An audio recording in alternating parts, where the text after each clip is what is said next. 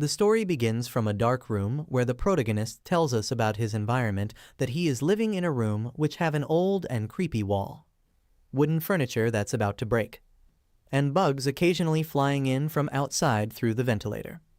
I envy those insects. After killing the bug, he licks it and says it's bitter. Then he thinks that I've spent my entire life in this basement. Someday, when I escape from this suffocating place, I'll be able to use this self-introduction that I'm writing right now. Normally, one would start their self-introduction with a name. But because I was never called by my name, I don't know it. However, I should have one. That mom must have given me, though I was separated from my mom shortly after my birth. I can tell from the picture of my mom holding me as a baby that she must have loved me. While he is seeing his mom's picture, suddenly a creepy man from behind says that she's dead. Your mom, that is. After that, he angrily turns around and asks him, what do you mean? Then the creepy man replies, she died shortly after your birth by jumping off a bridge. After listening to him, he gets more angry and thinks that this man is my father. At the same time, he's the deranged bastard who locked me in here, so I wouldn't escape. The long corridor of the basement, and the doors with locks. All the keys are within my dad's grasp. After that, his dad laughs and tells him, don't worry. I will never send you outside. Haven't I told you? The reason why your mother chose to die by jumping off. She was afraid. The very world she lived in, this earth, she knew that an apocalypse was coming. That's the reason why I'm not sending you outside, is because I love you. I can't watch my own son commit suicide. After listening to all that, he angrily says you're lying. She chose to die because she was afraid of the apocalypse. Don't talk about my mom like that. Do you think I'd believe you? You've locked me in here with lies that the apocalypse is coming. After listening to him, his father says it's up to you whether you choose to believe me or not. But this self-introduction you wrote will never see the light of day. While watching his father burning his notebook, he shouts at him to stop him. But his father doesn't stop, and after burning the notebook, he throws it in the dustbins.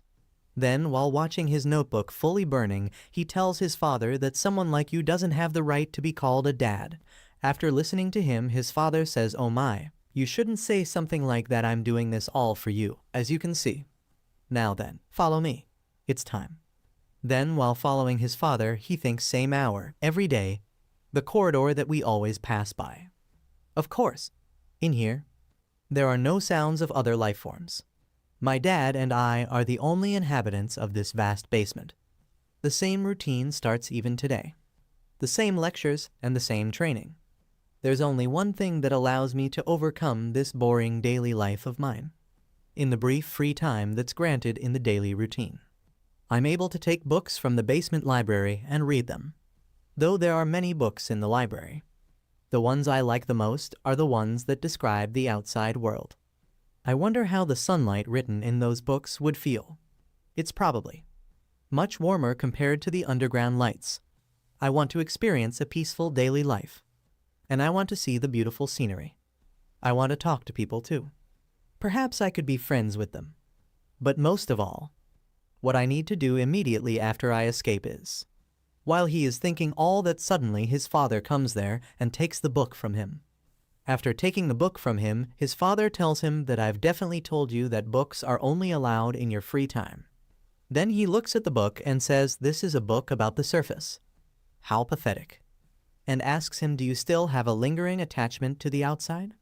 After that, his father tells him that I've told you this before, you can't ever go up outside. When the apocalypse comes, the world will be filled with screaming and blood, and only ashes will remain in the end. It seems you still haven't realized that this basement is the only way for you to survive. After listening to him, he thinks again, it's that lie again. All that about the apocalypse coming or whatever. Because of that absurd reason, he's locked me in here for the entirety of my life, and continue to torment me through physical abuse. I will escape this prison no matter what. But now isn't the time yet. I need to wait for the moment when he drops his guard, and he becomes defenseless. Meanwhile, later in the training room, while he was doing push-ups, his father asks him, are you tired from just that? And tells him that you won't be able to survive the apocalypse at this rate. You've only done 10 push-ups. Until now. After that, suddenly he falls down because of the heavy load that he was carrying on his back while doing the push-ups. After that, his father moves his hand forward to lift him up. While looking at this, he asks him, "Why are you helping me?" After which his father pulls him up so fast that he falls backwards towards the wall. Then his father tells him that if someone reaches out their hand towards you, never trust them. You should be wary of humans the most, especially in times of the apocalypse. That is why I've trained you and taught you combat techniques. When you inevitably encounter other humans, you must be strong enough to survive even with just your bare hands. Then his father suddenly notices that he is not listening to him because he got faint because of falling on the wall while exercising. After that, his father says, "How weak. To think you'd be out cold from just that." Then suddenly he opens his eyes, and while seeing his father leaving, he thinks carelessness. After that, he suddenly picks up a sharp wall tile, and while running towards his father, he thinks the moment I've been waiting for, when my dad drops his guard entirely. After that, suddenly his father turns around with a very creepy face and dodges his move. And with his full power, he kicks him in the face that this time he actually faints.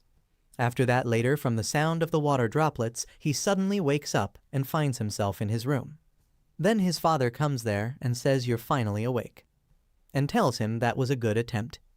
Your attack, that is. But didn't I tell you already? If it's not with your bare hands, then all this training means nothing.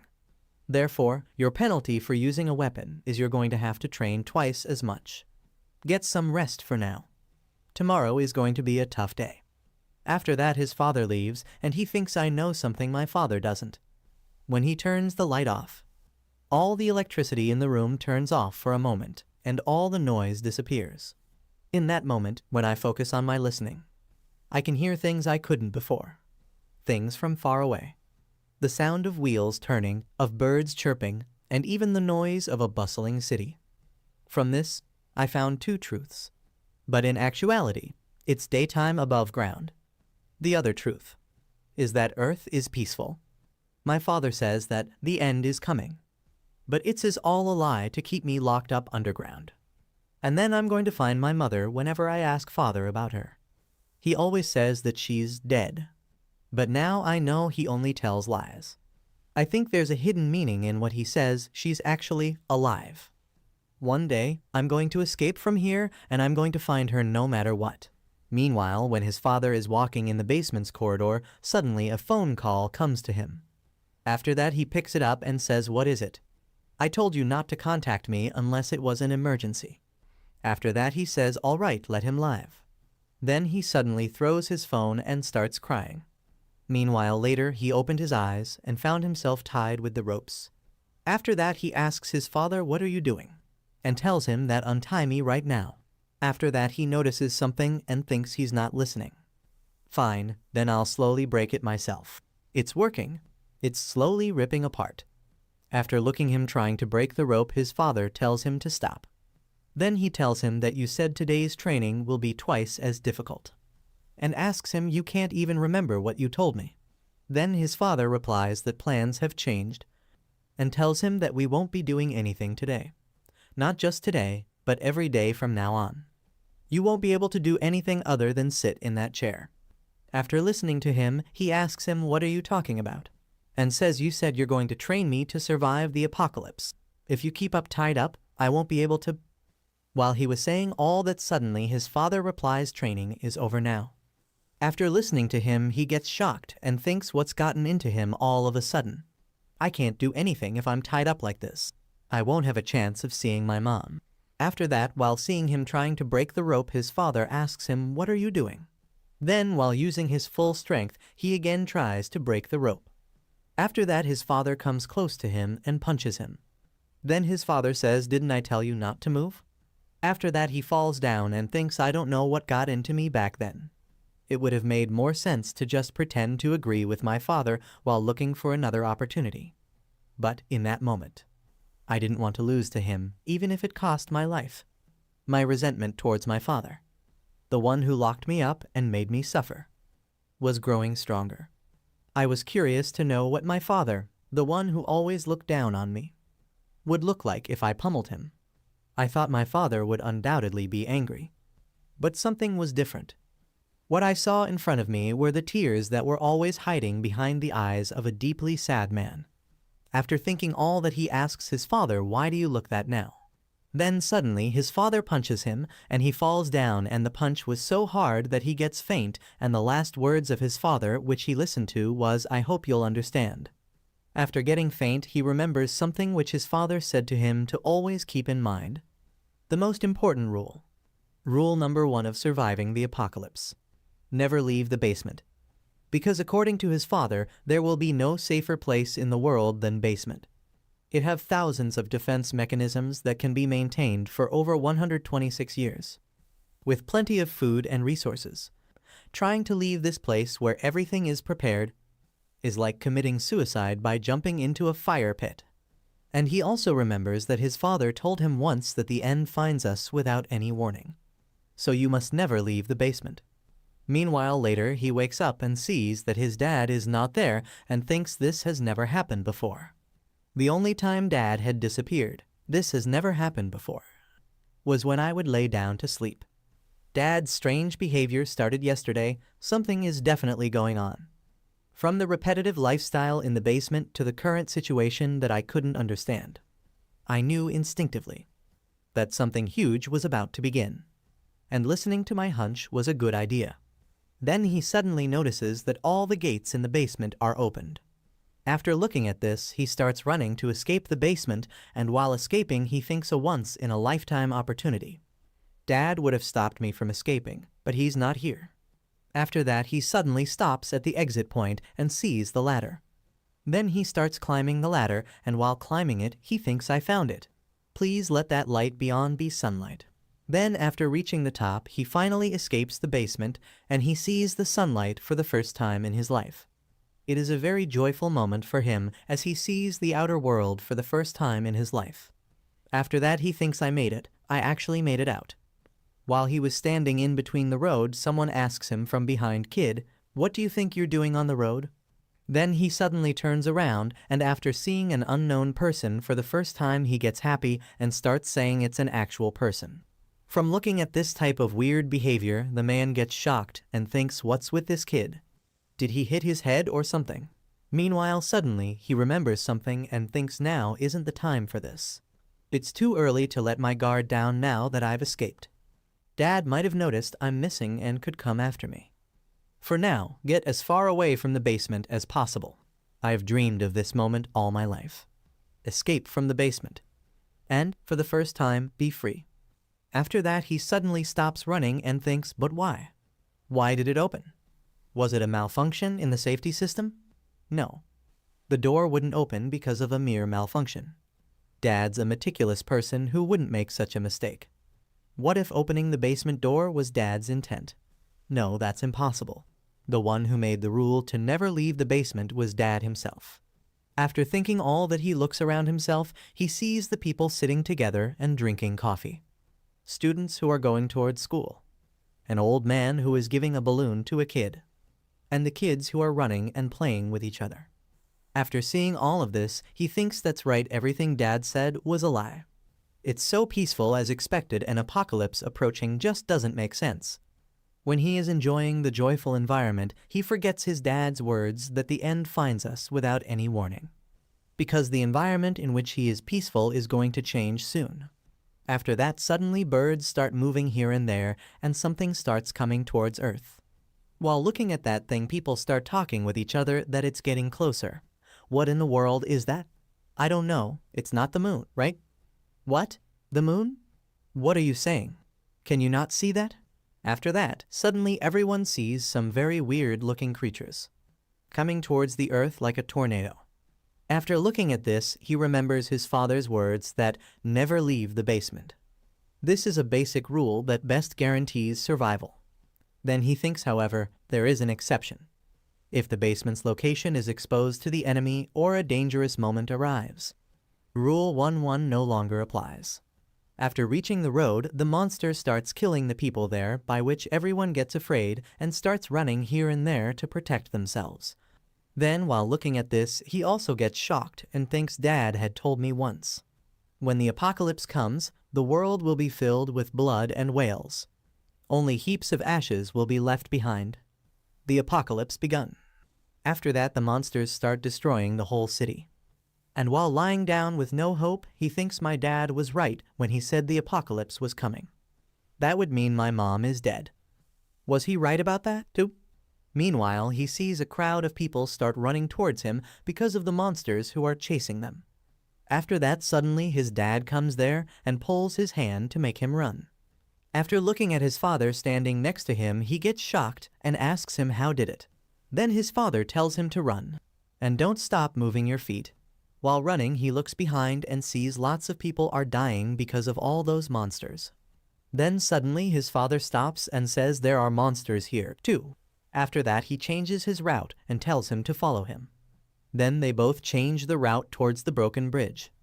While running towards the bridge, he sees many people who were caught by the monster.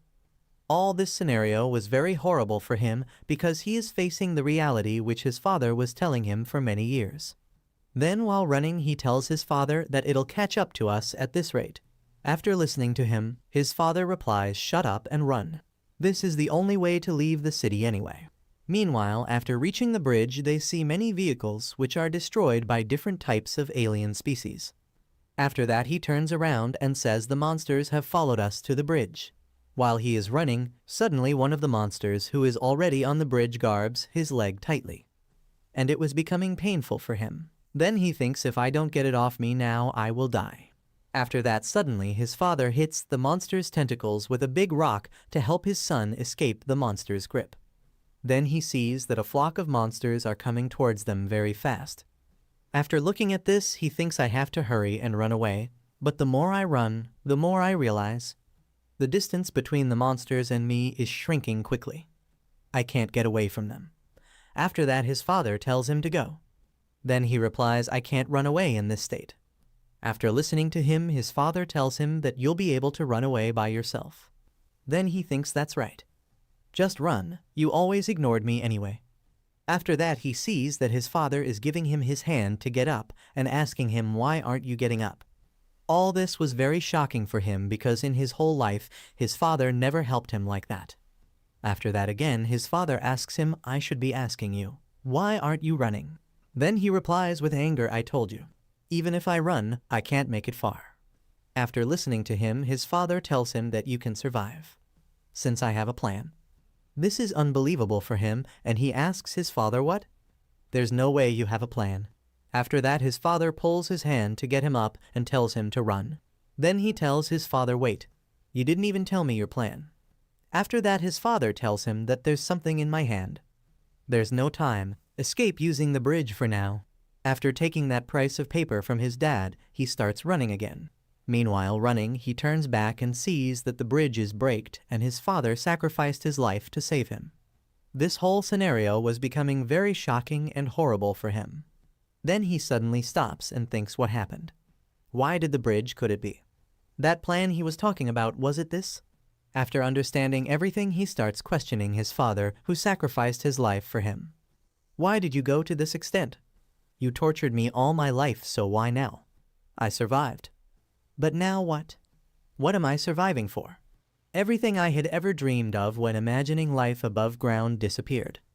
A peaceful life, the beauty of the ground above, and my only goal. I wanted to ask, why did you go this far to save me? What in the world am I supposed to live for in this hellish world? After that, suddenly, he looks at his hands in which he is holding a paper given by his dad. Then, after opening his hands, he sees something which makes him alive from inside. Meanwhile, a monster also comes over the bridge. And to protect himself from it, he starts running and jumps from the bridge. After falling from the bridge, he sees his leg and thinks I can't stand on my legs. My stamina is at rock bottom. There's no way I can run away from that monster. I'm probably going to die like this, but I believed I had nothing left. Why are you telling me something like this now? I want to live. I won't give up and I'll do whatever I can. To live and find Mom. That's not possible at all. After standing up on his feet, he remembers his dad's words, which were once the apocalypse comes. Humans will not be able to survive, since they won't have the power or knowledge to survive independently. even if they end up surviving. They won't be able to survive the dangers that repeat daily. After remembering all those things, he questions himself, if that happens, how am I supposed to survive? And just accept my death. While the monster is coming close to him to punch him. Suddenly, he listens to his dad's voice, which is asking him, have you forgotten everything I taught you? After listening to that, he suddenly remembers everything that his dad taught him. All the confidence, all the power, all the energy comes back to him. Now he is alive and strong to fight and defeat the monster. After that, he suddenly dodges the punch of the big monster, and also throws the monster to the other side. Then both of them stare at each other's eyes. After that again, his father's voice comes into his ears like a weapon that you're different from ordinary humans. The biggest difference between you and them is that you know how to survive. After that, he sees a sharp edge thing, and then he calls the monster towards him to attack. This time he was fearless like a lion who can fight and also kill his opponent for survival. After that, he listens to his father's imaginary voice that everything you've legended up till now, your training, experience, and survival knowledge, do everything you can and survive. The apocalypse. Now we can see how the entire city has been destroyed, and only a few people are alive who are wandering here and there. And then one of them says that 4 days have passed, but the police have not done anything yet. Then another person says that we are lucky we were able to hide here, and now that the food is over and we are feeling hungry, we will have to leave.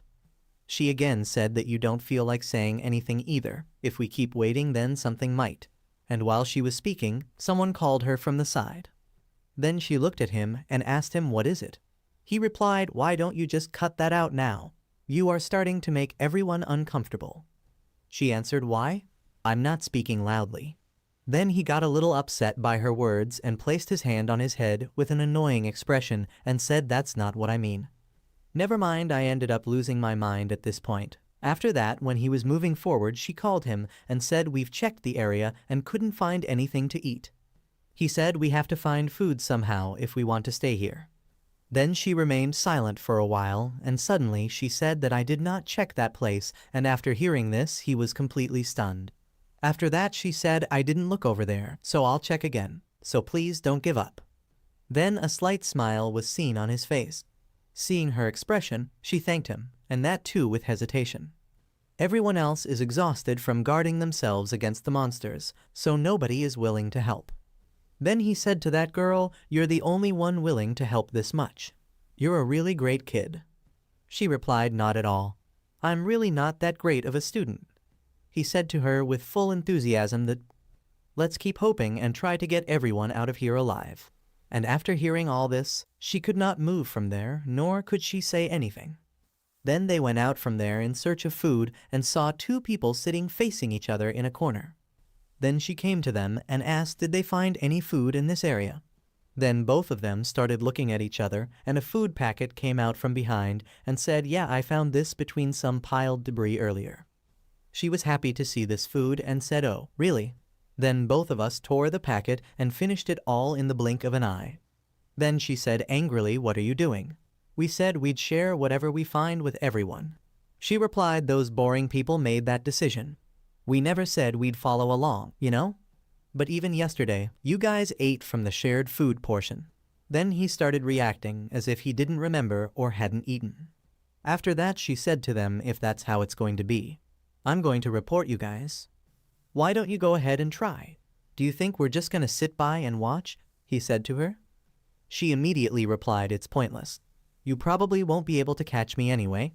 If there's one thing I'm good at, it's running away. As soon as he was moving forward, there was a loud shouting sound from behind, and they all suddenly became very scared. Then they started asking each other whether you had also heard that sound. Then the girl tells him that it came from far away, so I think we're okay. After listening to her, he breathes out and says, right, I got scared for nothing. Then he suddenly sees a little girl who is sitting in the corner. After looking at her, he smiles and asks her, weren't you so confident just a minute ago? And also tells her that you're nothing but a little wuss. I'd like to see you run with those shaky legs. Then she looks at the packet food, and while she is looking, suddenly someone says, oh, you're back. After that, the guy asks her, well, did you take a look over there? Then she replies yes. After that he asks her, and what about food? Then the little girl replies, I couldn't find anything. After listening to her, he says, I guess I'm not surprised. That's okay. The fact that we're still alive is what's most important. While he is talking with her, suddenly a monster comes there by breaking the wall. After that blast, everyone falls down, and the guy who she is talking with calls her for help. But she ignores him by saying sorry and runs away from there. While looking at her leaving him aside, the guy asks her, why are you ignoring me? Then she replies, I told you, I'm not a good person. And on the other hand, while running, the girl asks the bald guy that where did that monster come from? Then the bald guy tells her to don't look back. Meanwhile, the bald guy looks at front and says there's one over there, too. Then, while seeing the little girl running towards the monster, she says it's okay. If she gets caught, we can use her as bait. We can run away to the side.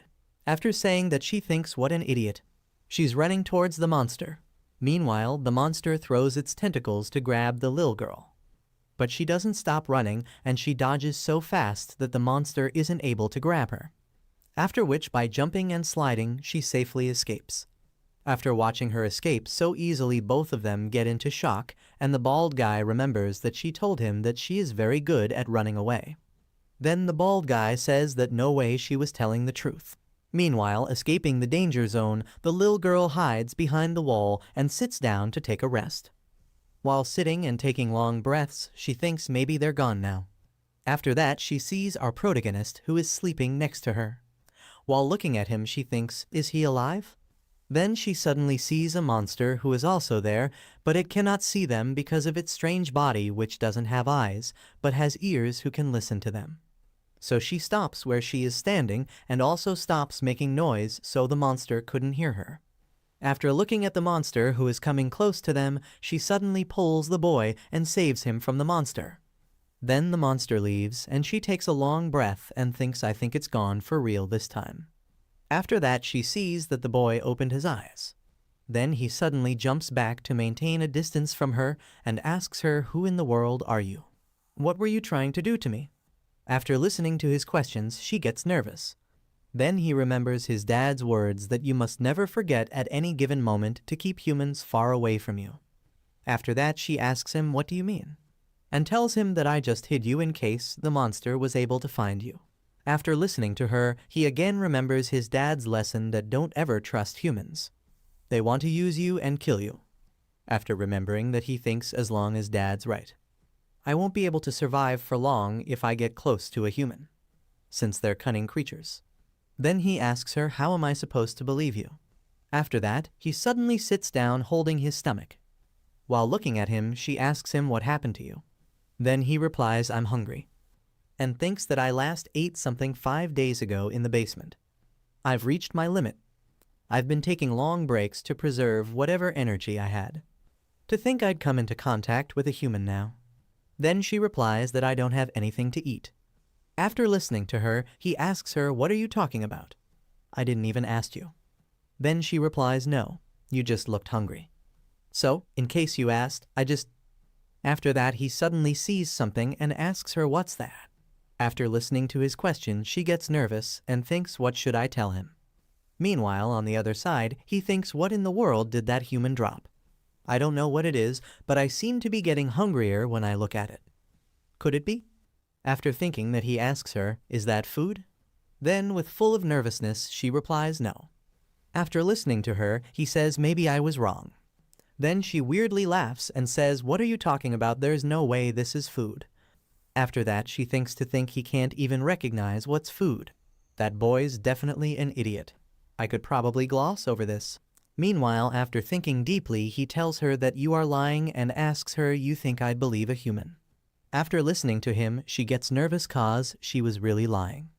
Then he tells her, you'd be wrong to think I'd just believe you, since it's obvious that everything a human says is a lie. After listening to his weird talks, she holds her head and starts thinking that I was wrong. He's more of an idiot than I thought. Then, after looking at her, he thinks, judging by her reaction, it means that thing is food. I need that food. If she doesn't cooperate, I'll have no choice but to use force. While he is thinking all that, suddenly she takes out the food and says it's exactly half. I can't give you more. You look really hungry, so I'm especially giving it to you. After taking the half part from her, he thinks, why is she sharing? Doesn't she know it'd put her at a disadvantage if she decreased her rations? After that, she tells him, you have to pay me back fourfold, though. Okay. You can't forget. Then he replies, I got it. And while eating, he thinks fourfold, so she did have an ulterior motive. Humans truly are cunning creatures. After finishing his food, he starts leaving. Then, while looking at him leaving her alone, she asks him, where are you going? Then he replies, now that I've eaten, I'm moving, human. After that, she again asks him what? Where in the world are you going in this situation? And tells him that this is my neighborhood, so I know this place really well.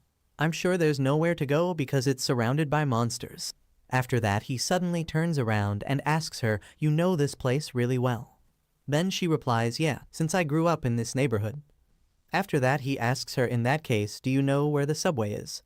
Meanwhile, later, while going towards the subway, she thinks, how did I end up guiding this idiot? If I had known, I wouldn't have shared my bread with him.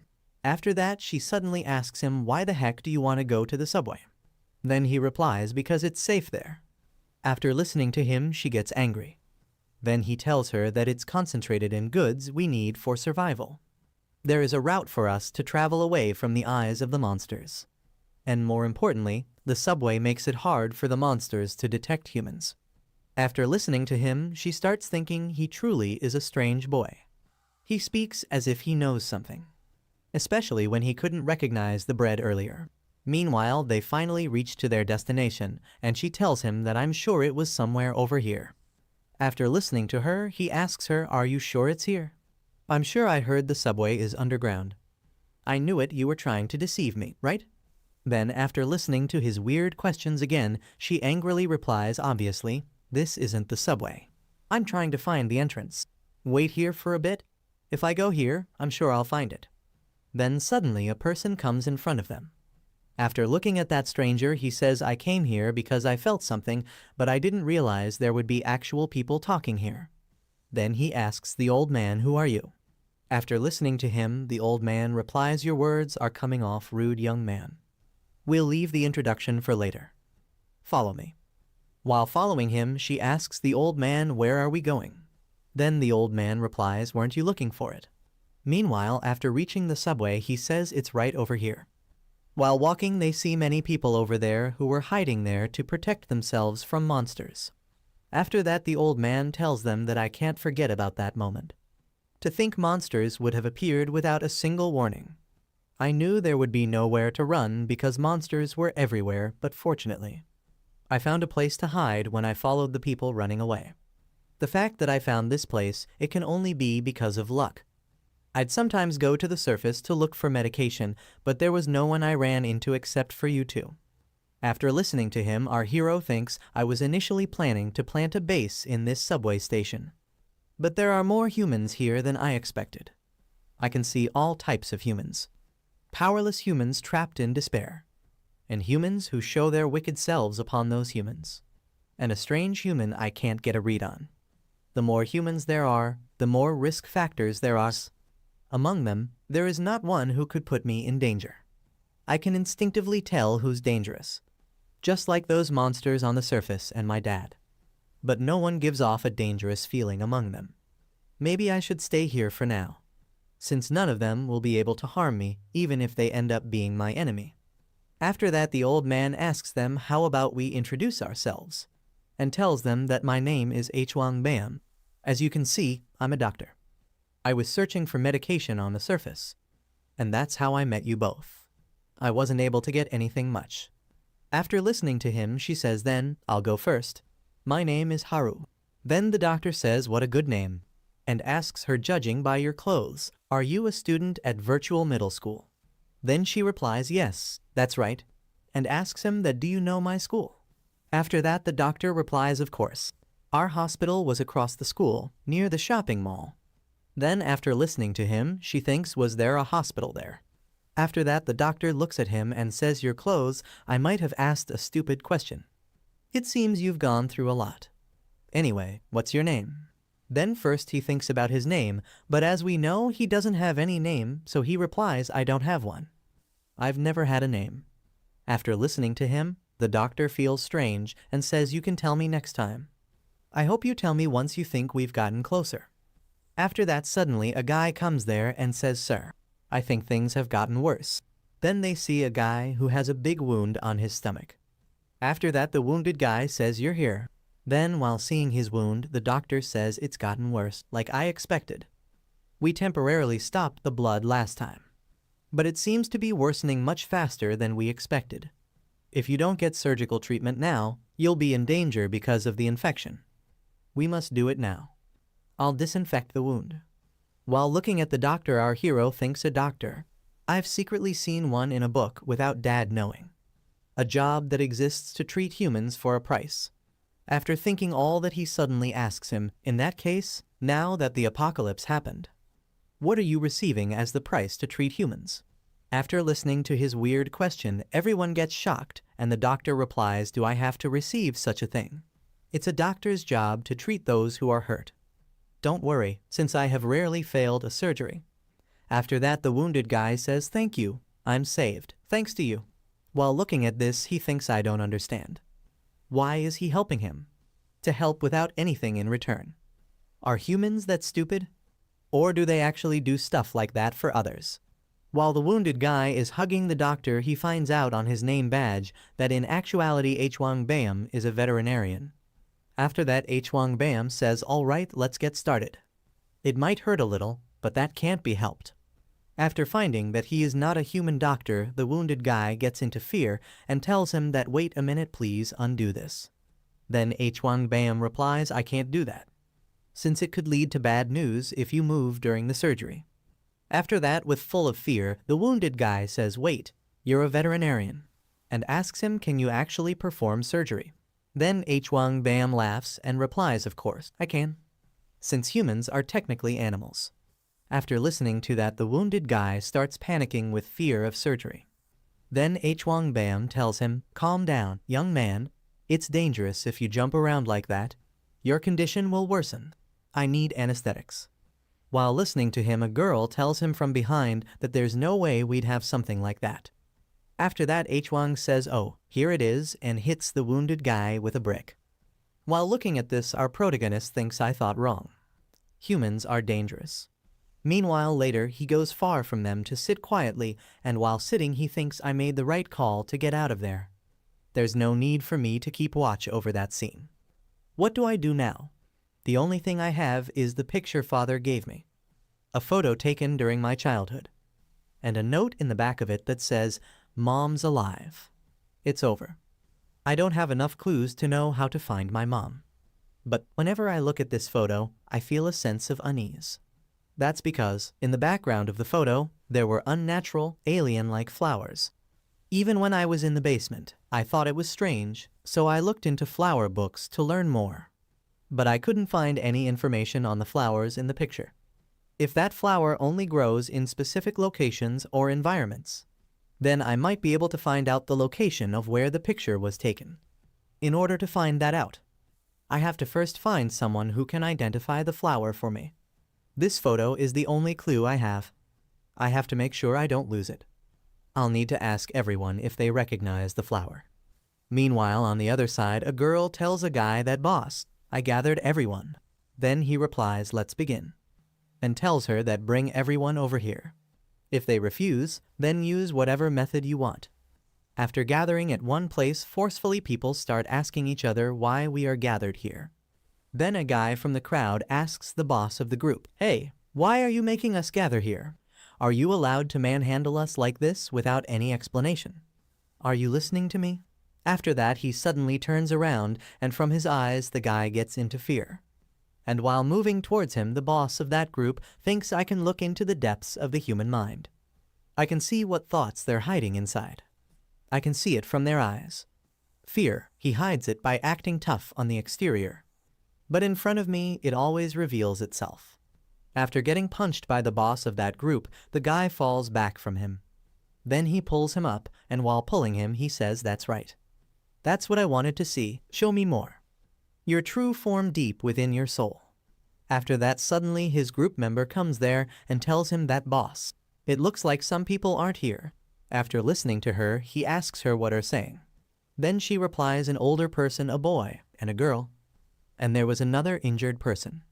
After listening to her, he tells her that I'm sure I told you to gather everyone, and asks her so what happened.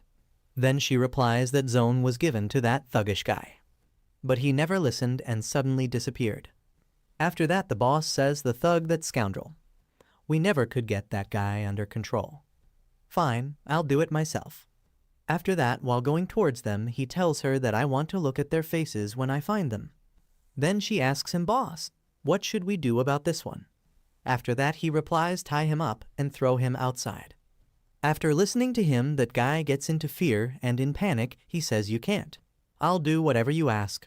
Meanwhile, on the other hand, our protagonist suddenly awakes and thinks, did I fall asleep? I couldn't get any good rest the past few days, because I had to guard myself against the monsters. After that, he suddenly sees something weird and thinks, where am I? I'm pressing down on my foot, but I can't get a sense of the ground. Is this place trying to swallow me up somehow? No, I might somehow be swallowed up already. While he is trying to escape, suddenly something starts grabbing him, and that thing fully covers him. After that, he suddenly wakes up and thinks a dream. But it felt so real. After that, he sees a group of people standing in front of him, after which he asks them, who are you guys? Then the boss of that group tells him that you've got 2 minutes. If you don't get to the center of the station within that time, you'll be expelled from this place. Then one of his members tells him that you better get going now. If you don't run, it might be too risky for you. After that, he stands up on his feet, and while looking at him, the boss of the group thinks I was curious to see who the ones hiding were. But maybe having expectations was pointless. After that, he asks the boss, so you're going to expel me? Then from his question, the boss gets into shock. Then he asks them, how will you expel me, without any fear in his eyes? After listening to him, the member of that group says, what? This crazy brat. Then the boss says, no, it's fun this way. After that, the boss tells him to look at his eyes, and says, show me the true form that's hiding behind your eyes. After that, one of the group members asks the boss, hey, what's going on, boss? And tells the protagonist that you're in trouble now. You should have just left when we gave you 2 minutes. After listening to him, he replies, 2 minutes, no 2 seconds, it's plenty of time to take you guys down. Then, after listening to his reply, the group member starts laughing and says, it's just as you said, boss, this guy's funny. Then he takes out his knife and asks him, so are those your last words? After that, his boss stops him. Meanwhile, our protagonist notices that his family photo is missing. After looking at him, that he is getting worried about the missing of his family photo, the group member shows the photo to him and asks him, oh, are you looking for this? Then he twists the photo and says, I wasn't expecting to find anything worthwhile after looking at you. All I found was this dumb photo. After listening to him, he tells him that if there's even a scratch on that photo, I'll kill you. Then, after looking at his fearless eyes, the boss of the group takes the photo from his group member and tells him that come any closer, and I'll rip this up. After that, he suddenly stops from attacking them, and the group member starts beating him. And while beating him, he asks him, where did all your confidence disappear to? That photo must be real important to you. While getting beaten from that punk, he thinks, shit, I was too careless. I can't believe I lost the photo while falling asleep. I knew humans were more dangerous than monsters. After that, the group member asks his boss, that boss, what should we do about this guy? We should definitely expel him, right? Then the boss replies no, and tells him that when I looked into his eyes just now, the inside of his soul is so deep that I couldn't see anything. We're going to keep watch over him. I'll leave this photo under your supervision. After listening to his boss, he asks him, we have to go that far for this guy. Then the boss tells him that's an order. After that, he replies, all right, boss. And thinks, now that you say it, when that kid was about to attack us, I did get a little scared. As long as I have this photo, that kid won't be able to move a muscle. After that, suddenly Haru comes there and asks them, hey, what are you doing? After that, the boss of that group replies, and there's the other one. Saved me the trouble of finding you. Then she asks him, you were looking for me? After that, the boss of the group tells his members to report at the center of the station. And while leaving, one of the group member tells him that I hope to see you again next time. I'll take good care of this for you. After that, Haru goes near to him and gives her hand to lift him up and asks him, "Are you okay?" Then he rudely refuses her help, which makes Haru angry, and she asks him, "Hey, what did I do?" "I was trying to wake you up." After listening to her, he replies, "I don't need your help. Move, human." Then she tells him that my name isn't human. I told you before, it's Haru. Get it right already. After that, he also angrily asks Haru, "Do I really have to remember something like that?" Meanwhile, later, Hwang Bam sees both of them are not talking to each other, so he asks Haru that did something happen between you and this gentleman. Then Haru replies, "Nope. I'm the idiot for trying to have a conversation with someone who doesn't know how to communicate in the first place. So something did happen." After listening to her, he thinks, why would I hold hands with a human of all things? And remembers his dad lesson that if someone reaches out their hand towards you, never trust them. Humans are your enemy. Meanwhile, later, while seeing the group member who have his family photo, he thinks that's the guy who has my photo. It'll be easy for us to take it back by force. Even if he were to respond to my attack by ripping the photo. If I just put it back together, it'd be good enough of a clue. However, I still don't want to ruin it. It's the only item that came out with me from the basement. There's no need for it to be ripped. I just need to wait for the moment he lets go of the photo. After that, the group leader says everyone's gathered now. So let's begin. You're going to be given two options. Follow me or don't follow me. If you choose to follow me, you won't have any reason to worry about being kicked out of here. Like that guy over there. This guy tried to cause chaos in our subway, which is the only shelter around. Therefore, I decided to expel him. If you choose to stand on this side. At best, I won't treat you as a rebel like that guy, who was trying to break the order.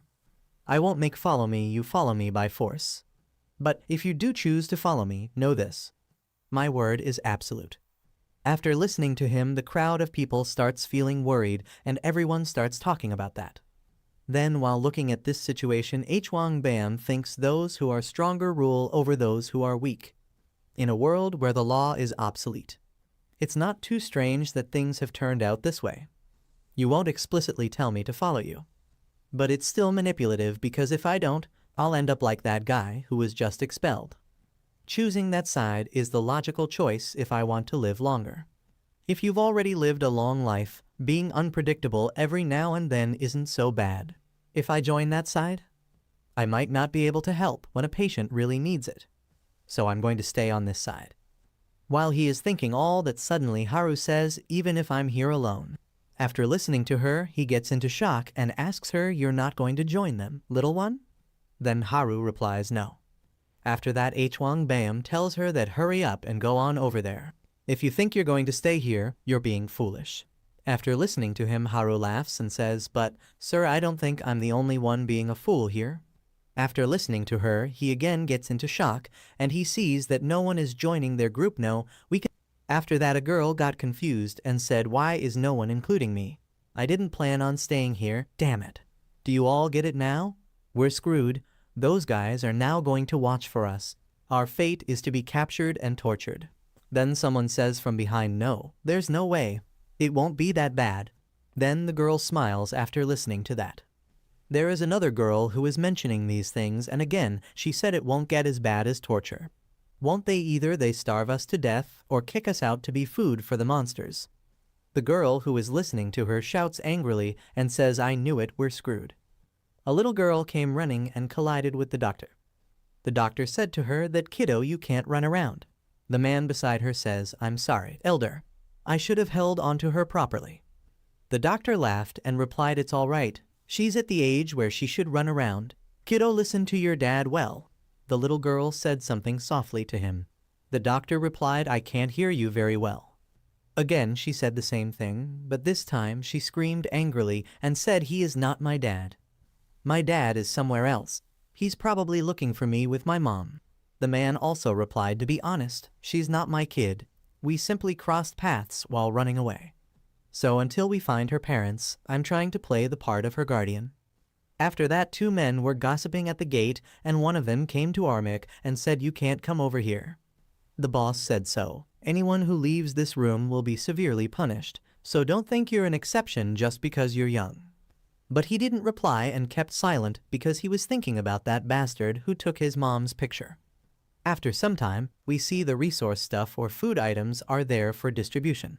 Again, that girl complained that what? Why are we only getting this much? You can obviously tell there's a difference with those guys. He replied, "Boss rules. Either way, you guys are stuck in that room not doing anything anyways. Do you really need to eat a lot?" Now we see a person who is lying down but wakes up after smelling some fragrance and thinks I smell something good. Is it his time? Now we see those two people who were distributing ration. They are talking to each other that ration are finally over. "By the way, do you know that person?" The other one replied, "Who?" He said the one called Boss Left-Hand Man. "Oh, that person looks dangerous." Then he replied, "Yeah, his nickname is Chicken Comb. He doesn't listen to the boss well and goes around alone. But I guess there's still a reason he's called the boss's left-hand man. He kills people ruthlessly with a smile, or so they say. Anyway, he's considered very vicious, so you can't bother him, not even by mistake. If you were to ever rub him the wrong way, well, it's said you're better off being eaten by a monster." Then all of a sudden that little girl comes running fast with her food and collides with the boss's left-hand man and her food gets scattered. After that he tells her, "My God, little kid, it's dangerous to be running around here. Now my clothes are like this, follow me." After looking at him coming towards him with the little girl, two of the guys standing there start talking with each other that look over there. No way is the next victim that kid. Ruthless as expected to think he'd bother such a young kid. But why is he coming this way? After that the boss's left hand says, "Hey, you listen." Then he replies yes. After that he tells him that it's nothing much. "Give this kid her rations." Then the guy says yes, but the rations are 1 per person. After listening to him he says, "Then you can just give her mine." Then the guy gives the food to her and thinks, why is he giving his meal? I know. Is this the food torture that's only talked about? To bother a kid while giving his own meal. How vicious, yet persistent.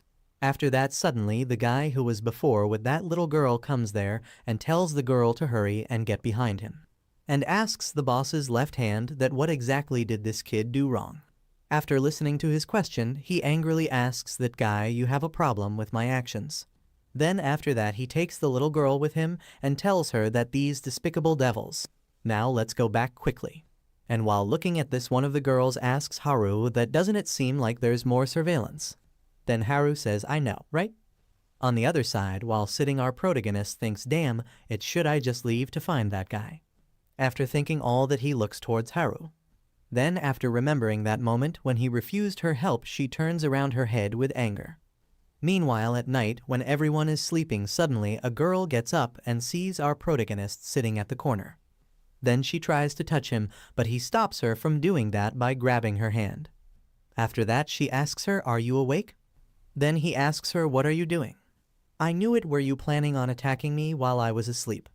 After listening to him, she thinks, why is this kid so strong? And tells him that hurts. "What are you saying? I just wanted to talk." Then he leaves her hand and asks her, "Do you just want to talk with me?" After that she replies, "What's wrong? You act like you've never had a conversation before." Then he says, "What's it got to do with you whether I've had a conversation before or not?" And tells her that just get to the point. Then she asks him, "Why are you always apart from other people? Are you a really shy person perhaps?" After listening to her, he replies, "You're talking nonsense. I have no reason to be close with the enemy." After that she asks him, "What humans are your enemy?" Then he replies, "That's right. Every human is an enemy." And asks her, "Is there a reason why I should be close with people who may attack me when my back is turned?" Then she replies, "But I don't plan on hurting you, though." After that he tells her that, "I don't believe you. You could be lying." After that she looks towards Haru and says, "Yeah, well, I don't mind you being wary of me, but would you reconcile with that kid named Haru?" Then he replies, "Reconcile? If you're talking about that blonde-haired human, I've never even fought with them before." After listening to him, she asks him, "Yeah. Then can you get along with her?" Then he replies, "That's another issue. They're still human. To me, that girl is no different to the humans outside this room." After that she says that kid might think others can't hear her, but she cries every night while holding her breath. There's probably something heartbreaking that she can't bring herself to say. Well, everyone in this basement probably is the same. But that's all there is to it.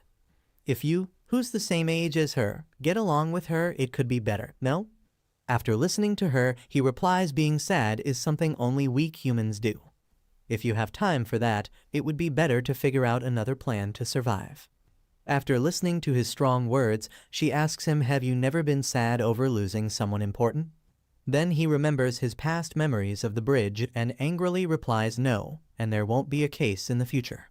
After listening to him, she says not being sad because you don't have a special person that sounds lonely. If you die, I'll be sad for you. After listening to her, he looks towards her and says way to make a person feel bad. I'm never going to die.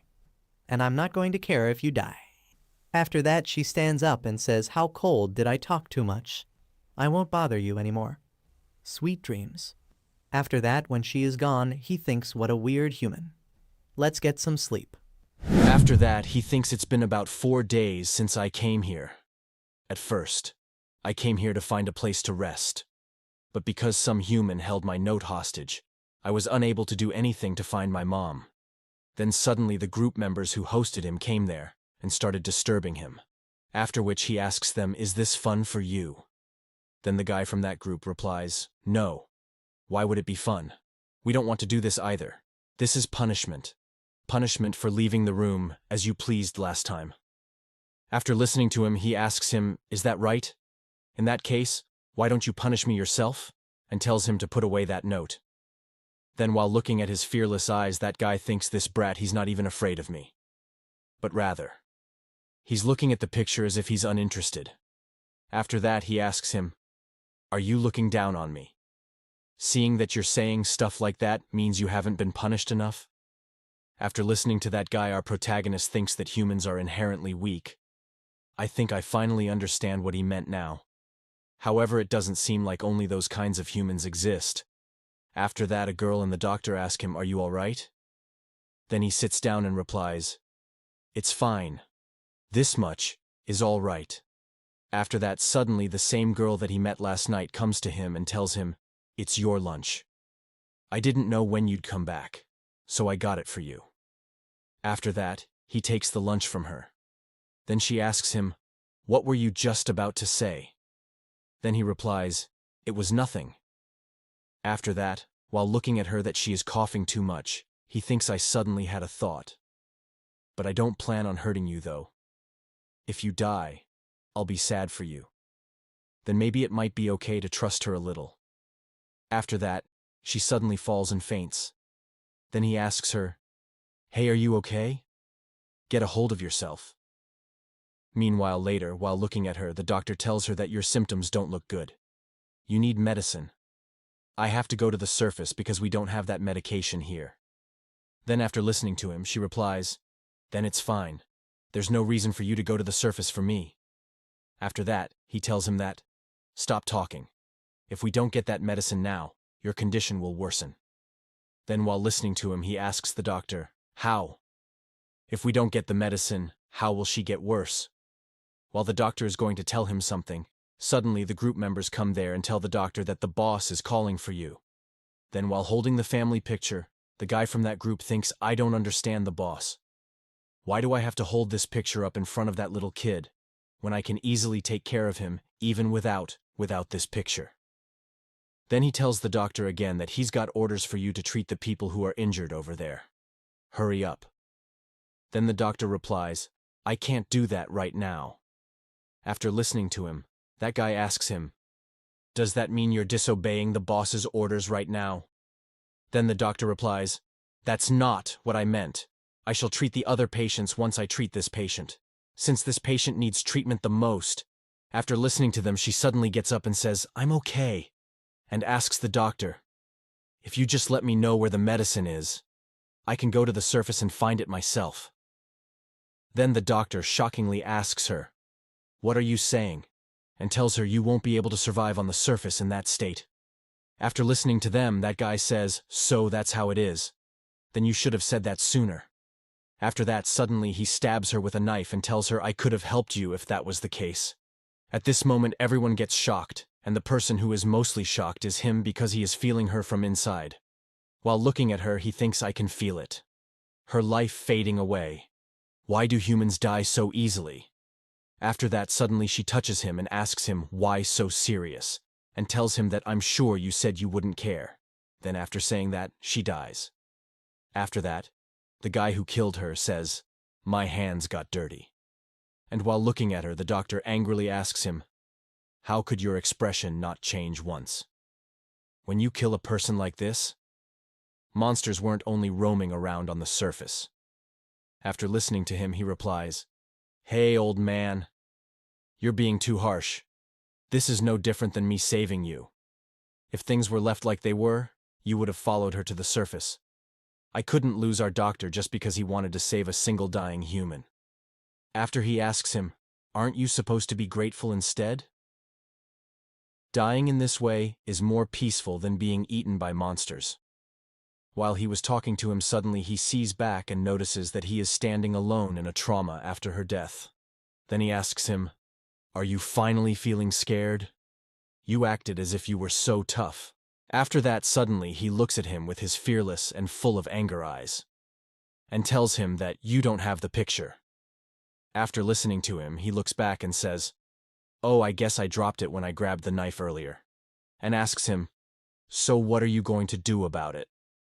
Are you gonna jump me or something?" Then he jumps on him and replies, "Yeah." After that, he punches hard on his face so that he falls far away from him. After that, he pulls him by grabbing his collar and takes out the knife which that guy was holding before, and by which he also killed that girl.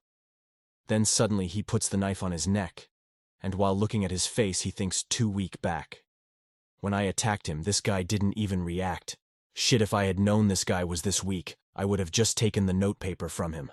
If I did that, then this would have never happened. Then he thinks whether he should kill him or not. And he listens to his father's voice, which is telling him to kill that guy.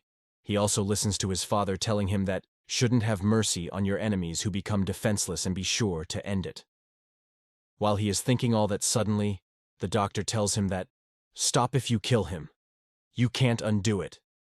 Then he turns back and asks him, "I can't undo it? Are you worrying about this human right now?" Then the doctor replies, "No, I'm talking about your heart right now. Think about it carefully. Do you have to go as far as killing him?" After listening to his great advice, he looks at the knife in which his reflection is coming, and he looks at his face carefully. Then remembers the past moments of his life when he was asking his father, "Is there a real reason to kill them?" And also telling his father that, if I beat them up to the brink of death, they'll forget about attacking me. After listening to him, his father laughs and replies, "You won't be able to stay alive with a weak mindset like that." Then after saying that, his father asks him, if that's not the case, then are you afraid of killing humans? After which he replies to him, "Don't get ahead of yourself, since I'll never become like you." After remembering the past talks with his father, he thinks, if the apocalypse comes like you said, then I'll stay alive in my way. I won't become like you and go around killing everyone just because I don't like them. After thinking all that, he drops the knife from his hand. Meanwhile, looking at this, the doctor gets happy and tells him that you made the right decision. After listening to him, he says, "It's not because of what you said. It's just I feel like I'll become the same as him if I kill this guy." Then he thinks, and there's no particular reason to kill him. Why does it matter to me whether she lives or not? Even if she lived, she wouldn't have helped find Mom either. It doesn't matter to me. Then while looking at this, he doesn't have a knife in his hand. The guy from that group tries to attack him from behind. But he suddenly notices him and protects himself by using the guy whom he is holding as a guard. After that, he punches that guy too. Then he sees the last guy in that group, and he asks him, "What are you doing?" After which he shows his family picture to him and asks him, "This is a picture that's precious to you, right?" Then he also asks him, "So what?" After which he cleans the picture, and while giving that picture back, he replies, "Nothing. Just be careful with it." After that, the doctor says, "Now that I think about it, I don't see the child and the girl." Then a guy standing there tells him that they left for the bathroom together earlier. Maybe you can consider it a relief. that they weren't able to see this because of that. After that, one of the men standing there asks him, "Wait, you, if you were able to easily win against these guys, why didn't you do anything until now?" After that, he replies, "They held something of mine hostage." Then that man asks him, "You mean that piece of paper? Just how important is that to you?" After listening to him, he replies with a louder voice that it's important, which makes that man quiet with fear. Then he tells everyone, "Come to think of it, there is something I wanted to ask you." After which he shows his family picture to everyone, and while looking at it, a girl standing there says nothing comes to mind. I've also never seen a flower that looks like that before. Then the girl asks him, "Oh, where did you take this picture?" After which he replies, "I ask because I don't know." Then a guy standing there says, "It wouldn't be so difficult if we had internet access. But it seems it won't be easy just by looking at this picture at this moment." After that, the doctor asks him, "By the way, why do you want to know the location of this picture?" Then he replies, "Isn't it obvious? I'm going to go there." After which the doctor asks him, "While I did see how you fought just now, you are aware that the surface is swarming with monsters, right?" And tells him that even if you did find out the location, it will be hard for you to survive out there. Then he replies to him with full confidence that, "No, I can survive," which makes everyone shocked. After that, he didn't expect to find people who would recognize this at a glance anyway. Then suddenly the boss of that group comes there and says, "So this is what it's come to. I told that boy to hold on to that picture. Well, but he couldn't even follow such a simple order. Well, it doesn't matter. Now that it's come to this, I guess I'll use a more intuitive method." Meanwhile, above the basement on the surface, suddenly we see a monster who is digging down to go inside the basement. The boss's two people were talking to each other while he was eating, but that little girl came near him and said, "Why didn't you flush after going to the washroom?" The girl replied that the flush part was broken and I was not able to do that. Then a boy comes or says that it is already too late, you should go now. Then that little girl starts staring at him. Then the boy says to him, "Don't look at me like this because I am also doing this to survive here." After that, those people who were making food saw them, and he said, "Look, maybe they were fighting." Then suddenly something fell from above. Then he asked the other person, "What have you put on him? What is it?" He replied that he did not talk about anything and just shook it. Then all of a sudden rocks started falling from above, and when he looked above found that the roof was breaking and something was visible coming through it. Suddenly a monster appeared in that hole and attacked him. So if we move back to our main character, we see that the boss is standing face to face with him. And when he looks at the fallen man, he thinks, "I knew it. My discernment was right."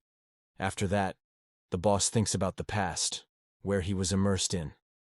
There were, at times, such characters as monstrous beings who deviated from the norm, although now actual monsters are roaming the surface.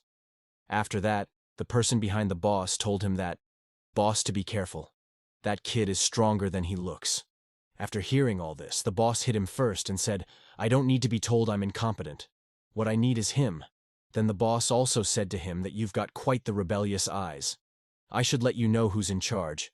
Maybe I'll be able to see it now, the true form within the depths of that boy. Then the boss tries to look within but finds nothing except the darkness. But after some time, the boss thought I was mistaken. It wasn't me looking through that boy, but rather the opposite. Suddenly the boss saw something that scared him a lot. Then he fell in front of his teammates. And he found that boy very dangerous and mysterious along with his glaring greenish eyes. And the boss thinks I almost got swallowed alive. After seeing this situation, everyone was amazed and confused about the boy. After that, a girl thinks, "Why is the boss like this in front of that kid?" Suddenly, everyone's attention goes towards the gate where a person is coming in a very bad condition, covered in blood, and asking for help. And he also said that he can't see. Then a girl asked where this blood came from, and one of boss's teammates said, "I didn't know, I just went to take a nap." Then according to his expression, the man suddenly felt pain in his head, and told them that I've been having a headache since earlier. Then he started coughing, and there was something strange on his head, and looking at it, they wondered if it was a monster. Then the man shouts and says, "What is this? There's something in my head, I won't come off." First, he remained completely calm. Then he started moving strangely, and seeing that all the people were scared, and suddenly his glasses broke. Right away, something like a snake came out of his eyes, which was a monster, and he went straight to his teammate and was going on a bus. But the boss caught him and said that it was a monster, and suddenly pulled and went close, also hit him in the face with so much anger that he went away and fell. Again the monster approached them fast, but the boss cut the monster into pieces with his axe. Suddenly the whole atmosphere became quiet, and the people standing behind them started thinking that he stopped moving. That means the boss killed that monster. But he thinks, where in the world did the monster come from? Apart from that, he also listens to some sound. Then a girl said happily that I thought I was about to die as soon as I saw that, but now I'm saved. Everyone is chanting that the boss saved us, and also that we believed in him. But both the boy and the boss were nervous, and knew that right now the trouble was not over yet, because they both could feel and listen to some sounds which were going to trouble or kill them. Suddenly a locker broke and a monster came out of it. It was quite dangerous, and at first he was lying peacefully, as if he was dead. But when he stood up, everyone got scared. Perhaps it was because they had spent so much time in the subway that everyone here had forgotten. They were trying to forget the terrible memories and the horrors they would have to face. Boss was ready to fight the monster, but everyone else started running away because of fear. Boss orders them to face the monster and fight. How long are you going to keep running? Do you plan to repeat everything all over again? The boss was motivating them by grabbing his axe. He said, "There's only one of them. It's different from before. We can beat them if we fight together." Perhaps it was because they had seen him easily kill a monster that had been for them the embodiment of horror. Or perhaps it was his words that moved them. Then his teammate said, "That's right, we can do it. We just saw the boss kill a monster, and we don't have anywhere else to go if we run away." After that they said, "He's right. Let's kill that monster on our own." Let's begin to face the monster. Monsters are no longer the object of our fears. It was the first time since the monsters appeared that they felt hope. Then she said to his boss that, "Give us the order." But at this time, suddenly, something started happening to the boss, and blood started coming out from his nose. And after looking at this, his teammates get afraid and shocked. After that, a creepy creature came out of his mouth, which is a monster. Then they started thinking that even though the boss had killed him, how was he still alive? After looking at that scenario, she also thinks, why is it coming back to life? They won't die. That means we can never beat the monsters. Suddenly more monsters came in, and they all got scared. And one by one all those monsters cut the humans, ate some, and tore some. Redness was visible everywhere, which frightened the people. There was only crying and screaming. Everyone was in pain. But we see the boy, our main character, standing in front of the gate without fear. Some people were standing behind him, and one of them said that we were wrong, and it was only a matter of time before the monsters made us his victims. And there is a person who remembers that his daughter is not with him, so he immediately takes the decision that he has to go out and search for her. Then as soon as he goes, the doctor catches him from behind and asks, "Where are you doing? If you want to live, stay here." Then he says that my daughter is outside. I have to find her at all costs. So the doctor tries to make him understand further that monsters have already come to the entrance, and sorry to say, but who knows, your daughter may also have become their food. After hearing all this, he was completely broken and shattered from within. He was feeling very bad for his daughter that he could not even save her. Then the boy, our main character, was going out, but everyone tried to stop him and asked where he was going, why he was going, but he did not give any reply, but he went further and more. It is a mystery to us, and also to these people, as to where he is going and why he is going. Meanwhile, three of them see a guy killed by a monster. After looking at this, because getting scared, the little girl starts crying. Then Haru tells her, "You'll get us caught." And she thinks, "I'm sorry, but I hid here in the midst of the chaos. But I'll die as soon as I'm caught." Meanwhile, when she is leaving, suddenly the little girl grabs her t-shirt sleeves and stops her. After that, Haru turns around and sees that she is fully feared. Then Haru tells her that, "Stick right next to me." After that, the guy standing there asks them, "What are you guys going to do?" Then Haru replies, "We have to run away." After which he asks her, "But where to?" and tells Haru that there's nowhere to run anymore. Then Haru replies, "It doesn't matter where, as long as we can live." After that the guy tells her there are monsters on the surface. And now they've even taken over the one safe haven we had. And asks her, but you still think you can survive? After which Haru replies with confidence, even so, I can't just sit around waiting for my death. I will survive no matter what. No matter what happens. After listening to her and looking at her confidence, he tells her that your gaze. I see you have a reason to survive. Then all of a sudden a monster comes there and he tells them to run. After which he holds the monster to stop it and tells them that get a hold of yourself and run. There's no more reason for me to live but you. Meanwhile he suddenly turns around to see them, but he finds out they have run so fast that they disappear. After that he says, wait, that was so fast, you should have waited to listen to me. Then all of a sudden the monster attacks on him to kill him. Meanwhile on the other part of the basement a guy hits the monster on his back with the axe. And a girl stabs the monster with a knife to kill it. But she sees that the monster's skin is so hard that the knife is not going inside either. This makes the girl so shocked that she throws the knife away and says, we can't win. After that suddenly our protagonist comes there with a cold entry. And while looking at him everyone says, what's with him? Where's he going? Meanwhile the monster is killing everyone in the basement brutally. And even the monster killed the group boss too. After that he gets him ready for attacking the monster, and while looking at him the girl thinks, could it be he's going to fight it? He's just asking to be killed. Even the boss couldn't kill the monster. After that the monster tries to grab him with its tentacles, but he holds his tentacles and starts running to the other direction. Then suddenly he jumps to dodge the monster's attack with his acrobatic moves. After that he traps the monster with his own tentacles. And moves towards the group boss body whom the monster made the host. Then he suddenly takes out something from the group boss's body. And while looking at this everyone gets shocked and the doctor says he stopped the monster. After that the girl says, but nothing's changed. The boss stopped the monster, too.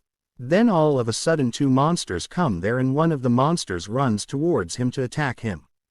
After that he kicks it and runs towards the other one. The monster tries to grab him but he suddenly jumps acrobatically to dodge it. Then from the back of the monster he takes out the axe which was stabbed on his back before by that guy. While he is taking out the axe from the monster's back, suddenly the monster uses its elbow to hit him on his face.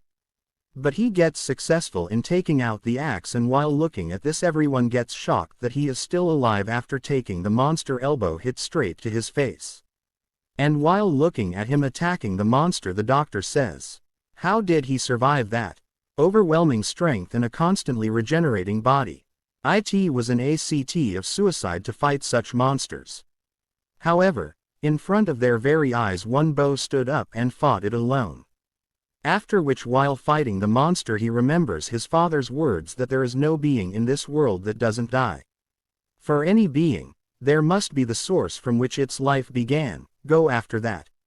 If it's you, you'll know where their lives begin, and how to destroy their seeds.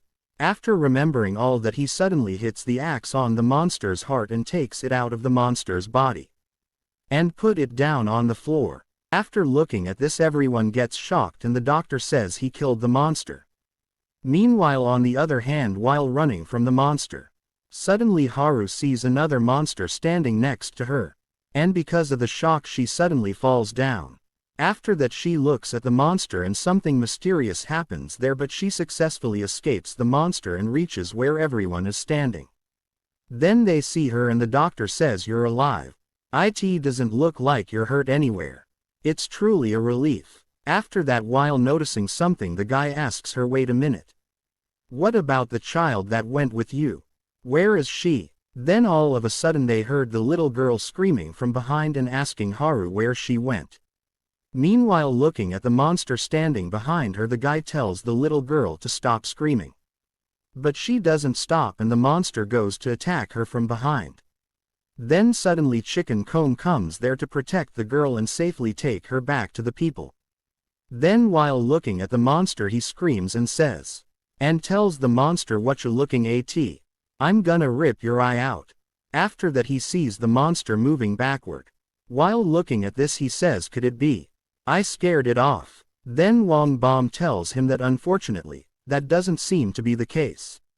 And asks him, didn't you see while you were coming this way? Then Wang Bom tells him that the reason why we're safe, it's the second one. Meanwhile on the other side one of the monsters tries to punch our protagonist, but he dodges him and thinks in that time span, another two appeared. If there were only a few monsters attacking me, the plan would have been to deal with all of them and restore this place to safety. However, the number of animals I'm up against right now is 3. Unlike the 2 monsters from earlier, these guys don't have a blind spot.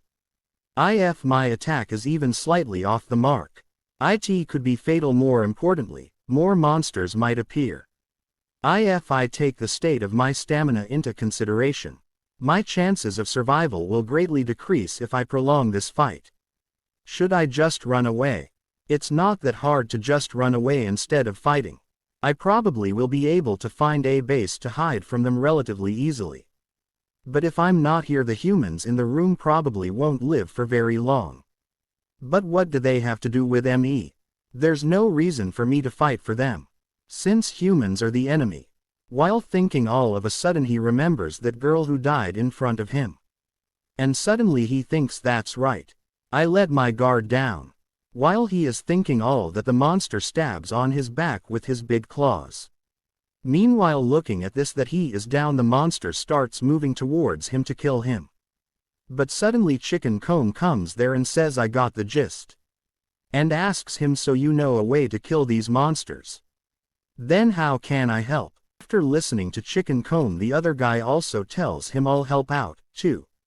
Then after knowing that they wanted to help him in fighting with monsters, he gets shocked and asks them, you're gonna help? Humans are helping me. And then he starts thinking that but humans are the enemy. There's absolutely no reason for them to help me. After that Chicken Comb tells him that we are helping you, of course, to survive. Then the other guy tells him that he's right. If those monsters get you, then we're all as good as dead. After saying that, he extends his hand to show him that we are with you in fighting with monsters. But he ignores them and thinks, I can't trust humans, since they will do anything in order to survive. But as long as we have the common goal to survive, then there's no reason for them to betray me. After thinking that, he tells them to distract the monsters.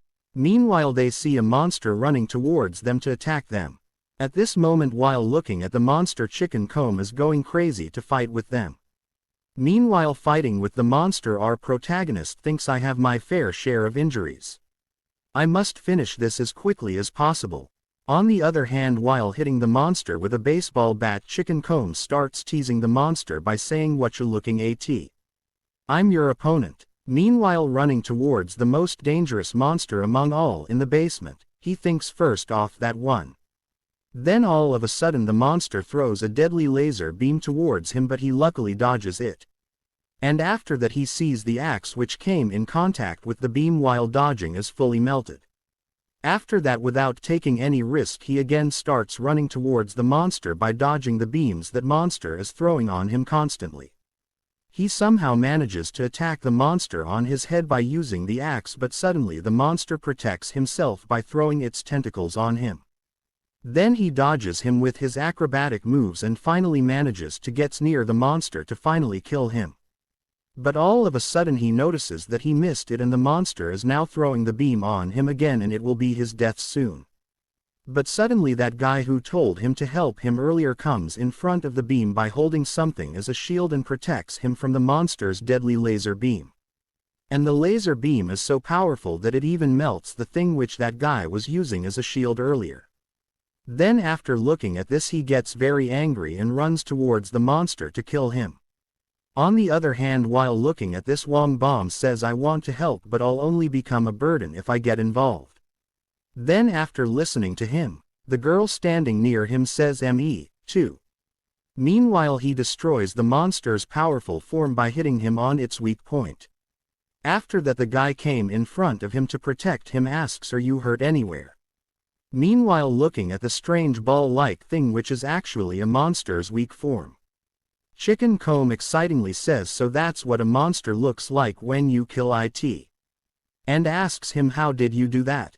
And also tells him that I don't want to keep running away anymore. Then he replies they have a weakness. You just have to target that. After that Chicken Comb asks him how do you find their weaknesses? Then he replies you can see it if you focus. After that Chicken Comb excitedly says it's their heads. Then he tells him no, it's not. Then while looking at the monsters who are coming towards them to kill them, the guy wearing glasses says I don't really know what you're talking about, but if you're the only one who can find their weaknesses, then there's only one thing we can do. We'll attack them so that you can target their weak spots. After that suddenly Chicken Comb starts running towards the monster and says no. I'm gonna kill monsters too. Then while looking at his craziness the guy wearing glasses says oh dear, he has no fear. Meanwhile running towards the monsters to attack them he thinks but fighting the monsters has gotten much easier. To think I'd get any help from humans. I wouldn't have even dreamed of this back then. Humans are too weak. They're different from me. They might actually die if I don't finish this fight now. There's only one left. If only I can get rid of it. Hang on now that I think about it. I'm pretty sure there was another monster. Meanwhile on the other hand Haru sees someone lying dead and finds out there is another monster in the basement too. After that the monster comes closer to Haru to kill her. While the monster is going to attack her suddenly he protects Haru by hitting the monster on its weak point. After that he suddenly faints and everyone sees that he has big scars on his back. Then while lying down he touches the strange circular thing which comes out from the monster after hitting the monster on its weak point. After that he closes his eyes and gets fully faint and listens to people talking that hey, get a hold of yourself. His injuries are too severe. He needs immediate treatment. I'll help too. Then can you lift here? Later he finally wakes up from his sleep and finds out Haru is sleeping near him. Then after looking at him, Wangbom says oh, it's a miracle. To think you'd get up already. And asks him are you feeling alright? And also tells him that you've been sleeping like a dead man since the past 2 days. After that he looks at himself and thinks this bandage did that doctor do this. Then suddenly he tears up the bandages and after looking at this Wangbom gets fully shocked. He finds out that the scars on his back are fully recovered. Then he asks him what everything is healed. And starts thinking it's only been 2 days. I've never seen a miraculous recovery like this before. After that while seeing him awake the guy wearing glasses says you're awake. And tells him that I was worried that you wouldn't wake up. Thank goodness. I can finally thank you. Thank you so much for saving us. After listening to him he tells him that forget the thank yous. Since I fought for myself, too. After that he says now that I think about it. The human who I fought with is he dead? Then suddenly Chicken Comb wakes up and says don't go killing off someone who's alive and well. I may not look like it, but I'm confident in my strength. After suddenly while he is saying something he coughs out the blood from his mouth. Then while looking at him that guy tells him I should thank you as well. And asks him but why did you help us? After listening to him Chicken Comb says what do you mean, why? I just did it because I wanted to. Then he asks him but aren't you a bad person? After listening to him he asks him why do you have that impression of me? Then he replies that's because those gangster-like people were following you. After that he tells him I don't have anything to do with those guys. They were the ones who thought I was that guy's subordinate. I'm telling you I don't follow anyone. Then the guy with glasses tells him but no matter how I look at it you look dangerous. After that he says don't judge a book by its cover. It's just my style, alright. Then the guy asks him by style, do you mean that chicken comb? After that he replies it's not a chicken comb. It's a mohawk. After that Haru asks him you're awake already. Are you okay? Then after listening to her he asks her more importantly why were you sleeping here? You don't look like you're injured like the other humans. After she angrily replies this is what I get for worrying about you. I'm here because I wanted to be, alright. Then while looking at them Wang Bomb tells him that oh, young boy. Now that I think about it, you should thank Haru. She stayed by your side and helped me treat you. After listening to him with embarrassment she tries to hide her feelings and says that's not true. There's no way I'd do that for some guy who can't even remember my name. I was just here to help the old Gramps out. After that while noticing her chicken comb tells her oh. I remember you. I happened to see you that day, and you were incredible. I've never seen someone run away that quickly in my entire life. I really thought you were possessed by a ghost or something by the way you kept dodging that monster. Then while looking at her that she is ignoring him Chicken Comb says that was a compliment, so what's wrong with her reaction? Meanwhile looking at her eyes he remembers the words of that lady who died in front of him. Then after remembering all that stuff he calls her by her name and asks her that was your name right, Haru. After that while leaving she replies yeah. Meanwhile later while observing the people a boy says the number of people who survived that commotion are the 12 people standing here. Over the past 2 days, we have identified a total of 43 recovered bodies. Then while listening to him Wang Bomb says that would mean our numbers have reduced by 80%.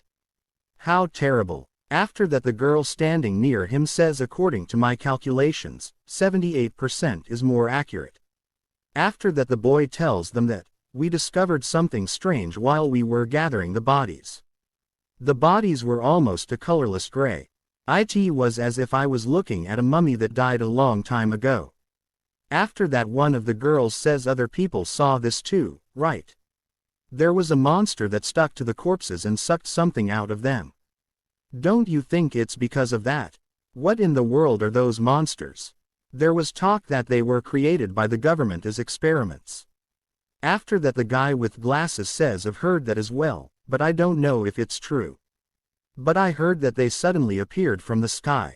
Then while listening to him another one says what? From the sky. Then would that make them aliens or something? After that an old guy says wait. More importantly, there's something else we have to address, that boy's identity. What we saw him do and how he knew the method to kill the monsters. Then after listening to him he tells them that for all my life, I've been receiving training to prepare for the apocalypse. While looking at the picture on his hand everyone asks him so this picture is the only thing you brought here, right? After that the girl tells him that to be honest that picture alone isn't enough for me to trust you. That's something you could have easily forged. And the fact that you said you were trained in a basement your entire life. And the fact that you said you knew the apocalypse was coming. After listening to her he thinks I knew it she's not going to believe me. Then suddenly she says but I'm sure there's no one here who won't believe what you said. After seeing what you've done. Then suddenly a girl tries to punch him but he dodges her. After looking at this shockingly she says you actually dodged it. I'll believe you. I'll believe that you were trained. I get it. I'm sorry. After that Wang Bomb says I also believe this boy. When I was treating him, his body was covered with all sorts of scars. For someone of that age no, those were an unthinkable amount of scars, even for an ordinary person.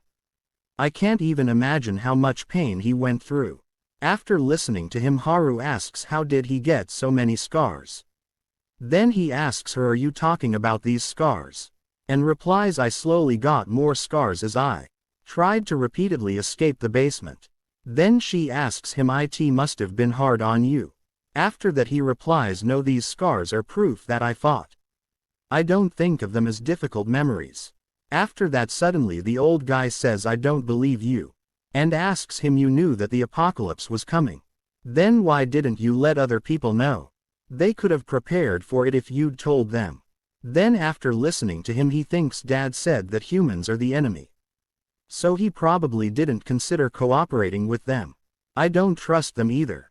But they helped me. I don't know why Dad taught me that humans are evil. But at the very least, I don't think these people are that bad. After that the girl tells him whatever the case you're important to us. Since you're the only one here. WHO can defeat the monsters. Then Chicken Comb says it'd be nice if you could feel where their weak points are. Then I'd whack and go shkk. After that the guy with glasses says perhaps you'll be able to gain important information about the monsters if you find your mother. After that the old guy says but what are we gonna do with that information? We don't even know if we'll be alive tomorrow. And then he tells them that fortunately for US, the entrance to this place is covered by the destroyed building above US. Therefore, this place remained relatively undetectable to the monsters. You'd have to go deep within the broken building where there's barely any light and past all the debris blocking your path to finally find the entrance. But that's all. As I said, we were fortunate. It's not unlikely for the monsters to come in and attack us again like this time. But still, don't be so pessimistic, at least we still have enough rations.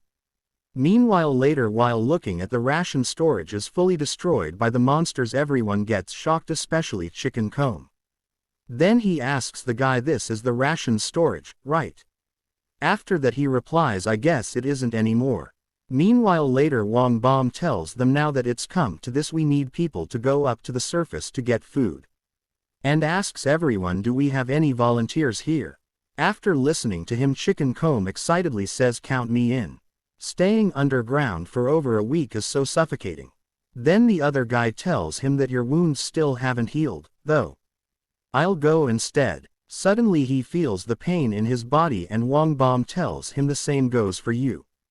It's too early to take off your bandages. You should go back and rest.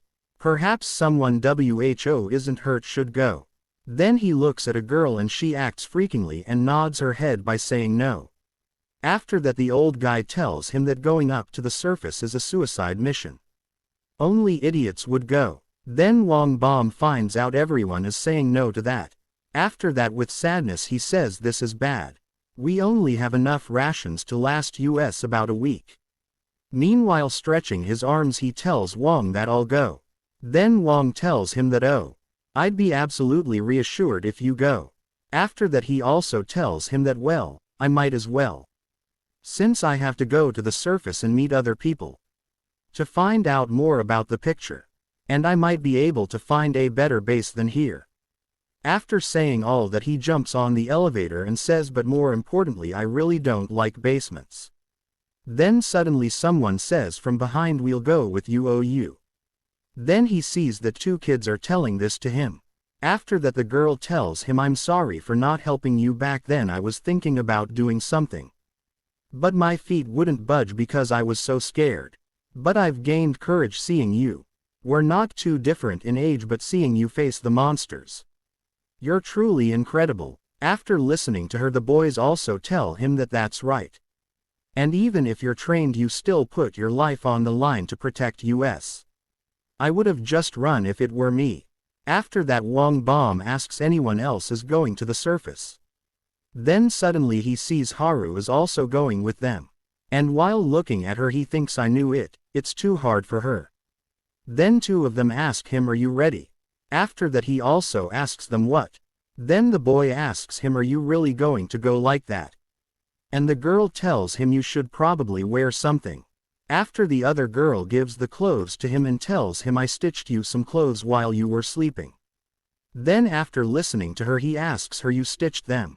After that she replies YAA, you should know that it's an honor. I might not look like it, but I'm a first-rate designer. There was a time when people used to line up to wear my clothes. Although that doesn't matter anymore. Since my clients disappeared. After looking at the clothes he remembers that his father never gave him new clothes. He used to make him wear the same type of dirty clothes each day which was kept in the wardrobe in huge amounts. Then while looking at the new clothes he tells her that wearing new clothes was one of the things I've always wanted to do if I ever got to the surface. Thank you, human. After listening to him she smiles and tells him that to think your first piece of clothing is a work of mine. You won't ever be satisfied with the clothes you'll wear for the rest of your life. Then suddenly Haru says wait.